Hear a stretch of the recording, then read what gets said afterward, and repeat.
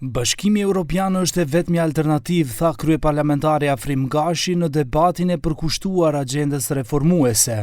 Ai paralajmëroi se do t'u kushtohet obligimeve të marra dhe ligjeve që do të arrijë në kuvend, duke shtuar se edhe retorika parazgjedhore duhet të jetë racionale. Në tokë mu zaradi ova, mora da pokažeme zrelost i vizija.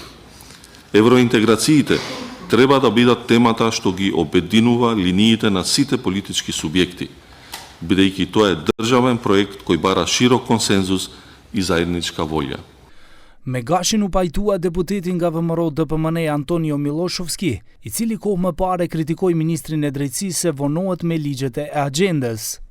Предизборието ќе носи некогаш и повеќе политизација на критиките наместо нивен квалитет, но сепак како пратеници без разлика дали доаѓаме од власта или од опозицијата, треба да бидеме критични, основано критични, за да зголемиме продуктивноста на извршната власт. Nga ana tjetër, lideri i opozitës Venko Filipçe thiri për bashkim për procesin e eurointegrimeve. Se случуваат многу геостратешки поместувања, се диференцираат нови центри.